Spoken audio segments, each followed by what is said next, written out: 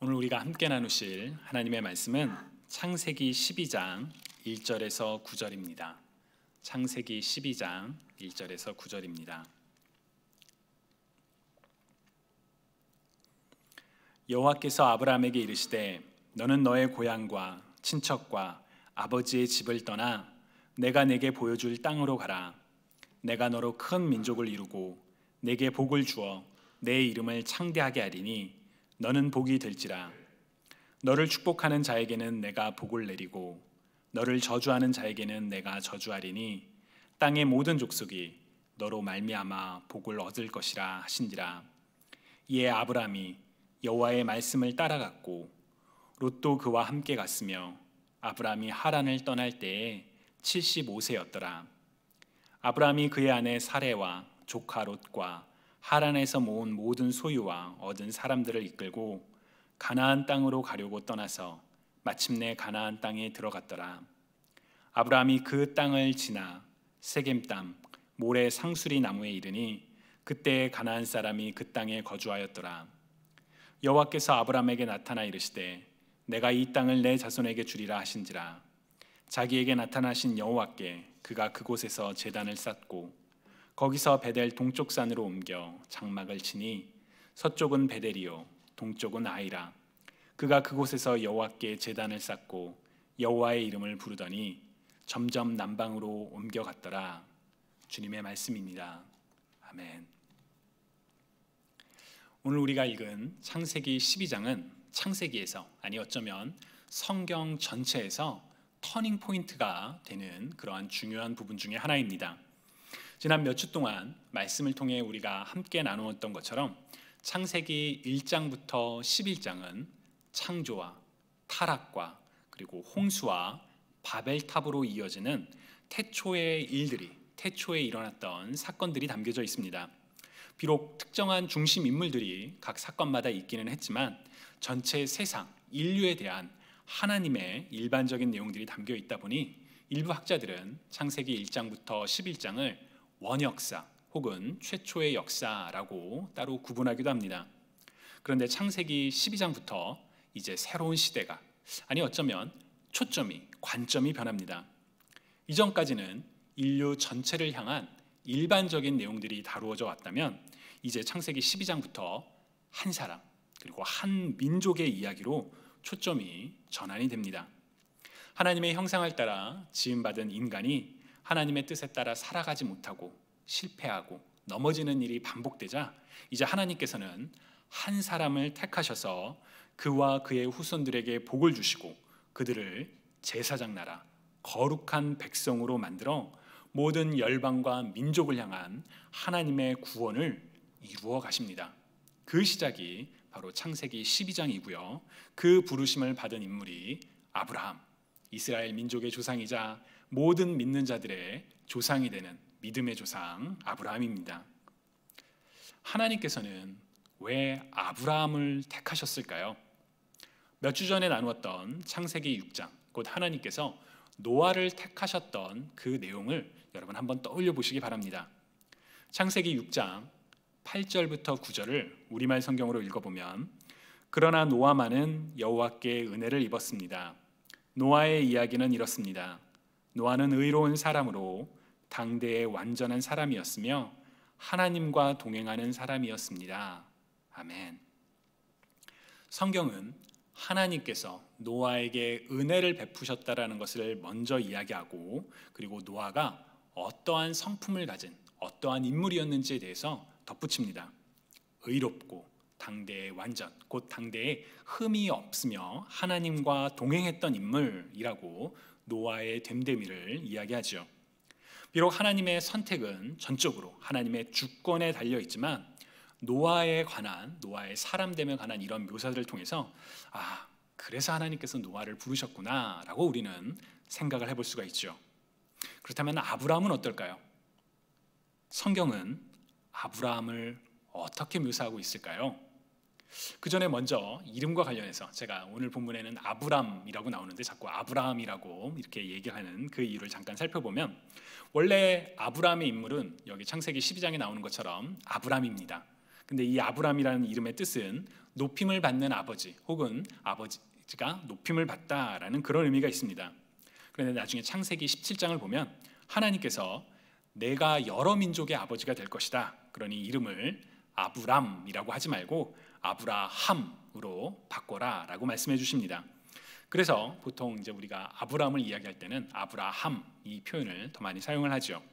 자, 이렇게 이름까지 하나님께서 직접 바꿔주시는 아브라함, 그는 어떤 사람이었을까요? 아쉽게도 성경은 아브라함이 어떤 인물인지 노아한테 그랬던 것처럼 설명해 주지 않습니다. 아브라함에 대한 묘사가 처음 등장하는 부분은 창세기 11장 후반부인데요, 가족의 계보와 이런 관계에 대한 설명만이 있지 아브라함이 어떤 인물인지를 이야기하지 않습니다. 아브라함의 인물됨에 대한 아무런 설명 없이 성경은 바로 12장부터 하나님께서 아브라함을 부르신 그 내용을 기술을 합니다. 창세기 12장 1절부터 3절을 다시 한번 보면 여호와께서 아브라함에게 이르시되 너는 너의 고향과 친척과 아버지의 집을 떠나 내가 내게 보여줄 땅으로 가라. 내가 너로 큰 민족을 이루고 내게 복을 주어 내 이름을 창대하게 하리니 너는 복이 될지라. 너를 축복하는 자에게는 내가 복을 내리고 너를 저주하는 자에게는 내가 저주하리니 땅의 모든 족속이 너로 말미암아 복을 얻을 것이라 하신지라. 아멘. 너무나도 중요한 구절이기에 여러분들께서도 참 익숙한 나 그거 한 외울 정도까지 되는 것 같아 라고 그렇게 생각하시는 그런 구절일 겁니다. 하나님께서 아브라함을 어떻게 부르고 계시나요? 명령과 축복, 약속을 주시죠.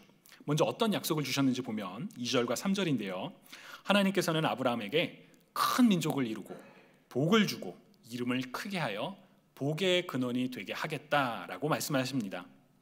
아담과 하와 때부터 그리고 노아의 홍수 사건 이후로 인간이 받은 하나님의 명령이자 축복은 생육하고 번성하는 것이었습니다.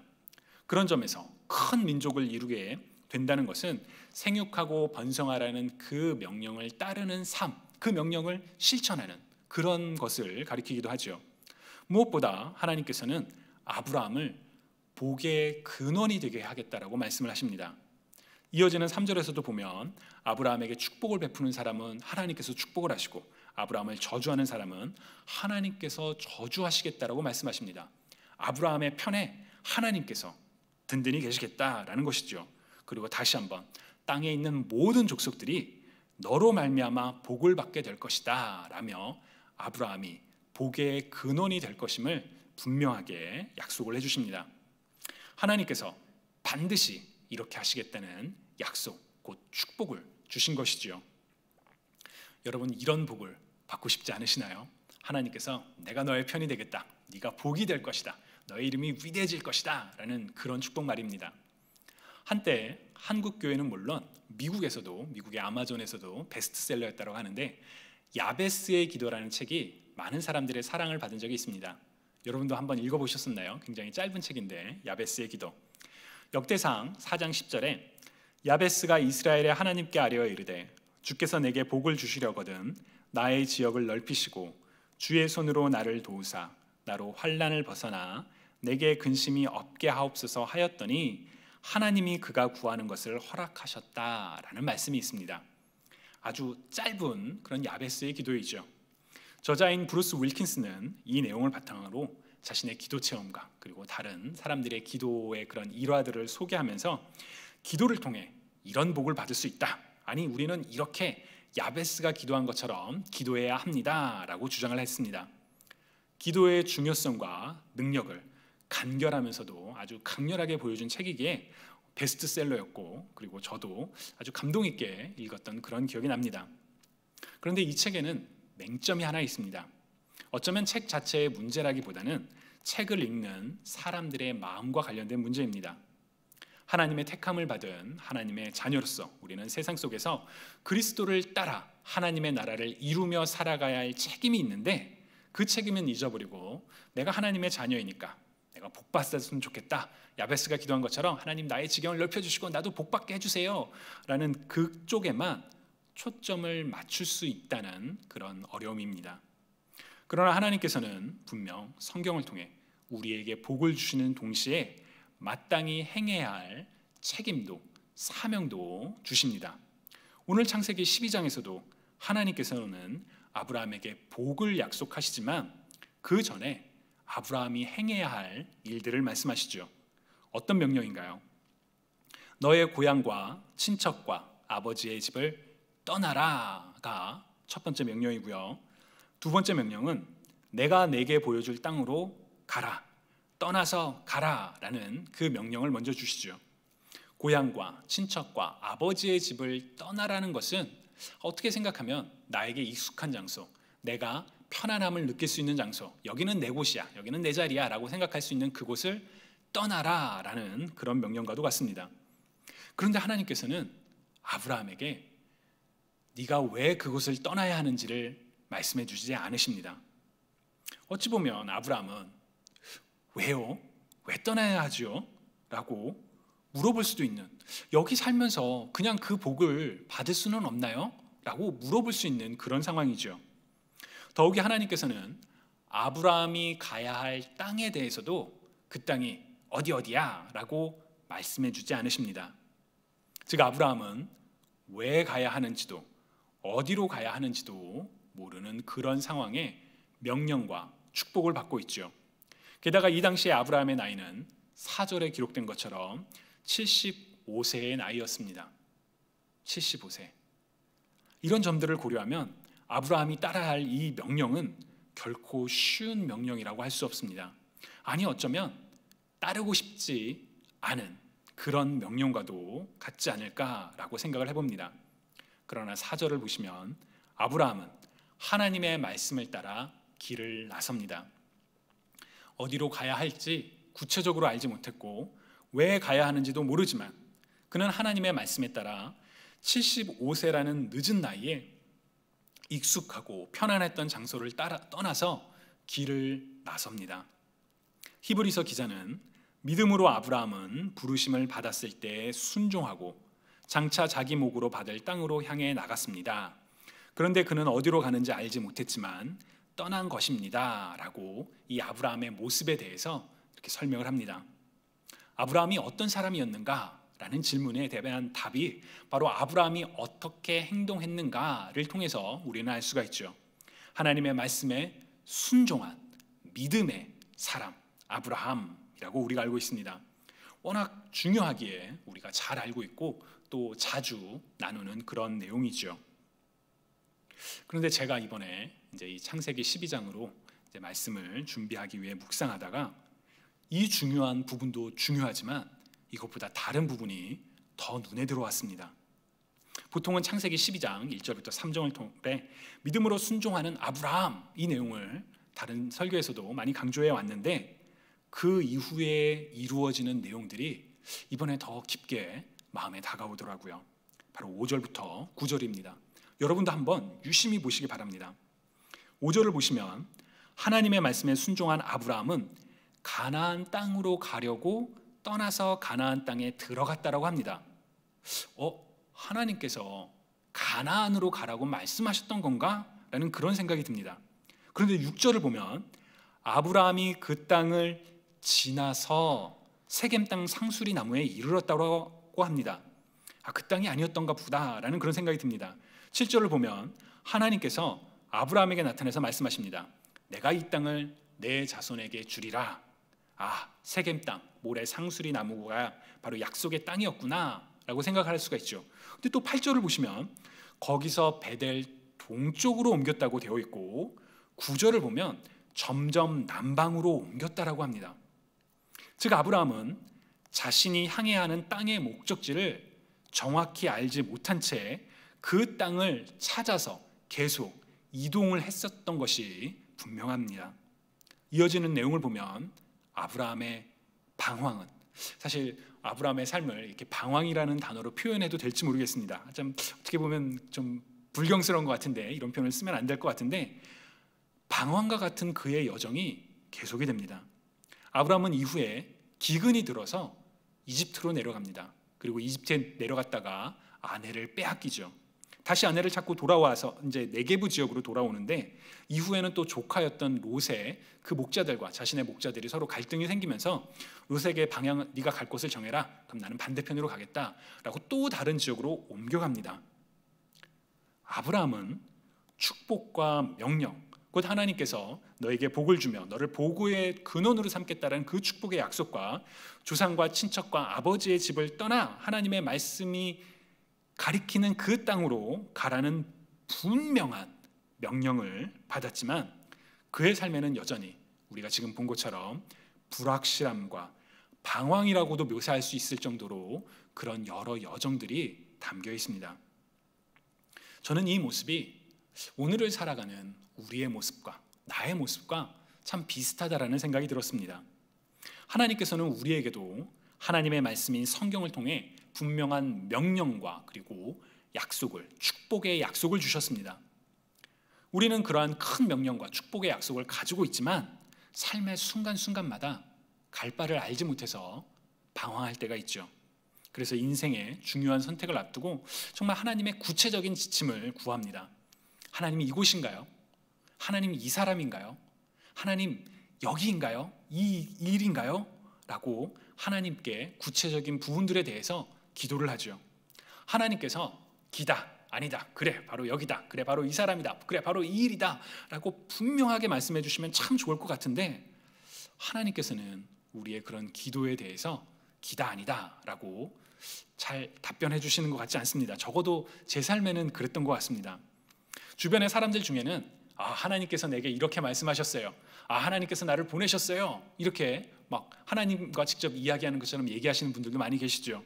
제가 감히 그분들의 그런 신앙의 경험을 평가할 그런 생각은 없습니다. 그런 깜냥도 안 되고요. 그러나 제 자신의 과거를 돌아볼 때 내 뜻을 하나님의 뜻처럼 포장했던 때가 있었던 그런 경험들이 있기에, 저는 하나님께서 내게 이렇게 말씀하셨다라고 단정하는 것에 대해서 굉장히 조심스럽습니다. 그렇게 더더욱 제게도 하나님께서 가라, 이곳으로 가라, 내가 너를 향한 나의 계획은 이것이다라고 말씀만 해주신다면 얼마나 좋을까. 그렇게만 해주신다면 하나님, 저도 아브라함처럼 순종하며 믿음의 사람으로 가겠습니다라는 그런 생각을 할 때가 있곤 합니다. 그러나 5절부터 9절까지 이어지는 내용을 유심히 보면, 그리고 그 이후에 아브라함의 삶에서 일어났던 일들을 살펴보면, 아브라함은 하나님의 큰 약속과 큰 명령을 분명히 받았지만 그의 삶의 순간순간마다 하나님께서 구체적으로 우리가 바라는 것처럼 길을 보여주셨던 것은 아니었던 것 같습니다. 믿음의 조상이라 불리는 아브라함도 우리처럼 하나님의 큰 뜻은 알고는 있지만 일상의 순간순간마다 하나님의 뜻을 알지 못해서 이곳저곳으로 떠돌아다니는, 자신의 아내를 누이라고 거짓말했다가 아내마저 뺏기는 그런 순간들이 있었습니다. 그런데 그 모습들이 위로가 됩니다. 길을 알지 못해서 고민하고 방황하고 불확실한 미래에 불안해하며 흔들리는 게 나만의 이야기가 아니구나, 우리 믿음의 조상 아브라함도 그랬구나 라는 생각을 하니까 마음에 위로가 되더라고요. 그런데 그 위안 속에서 눈에 확 들어오는 표현이 하나 있습니다. 7절 하반부를 보시면 그가 그곳에서 제단을 쌓고 라고 되어 있죠. 또 8절 중반부를 보시면 그가 그곳에서 여호와께 제단을 쌓고, 제단을 쌓았다라는 표현이 반복이 됩니다. 아브라함은 그가 갈 바를 알지 못하고 나아간 그 장소에서 제단을 쌓았습니다. 제단으로 번역된 히브리어 미츠바라는 단어는 원래 죽이다, 도살하다를 뜻하는 히브리어 짜바흐에서 유래한 단어입니다. 즉 제단은 죽이는 장소, 도살하는 장소를 가리키는 뜻입니다.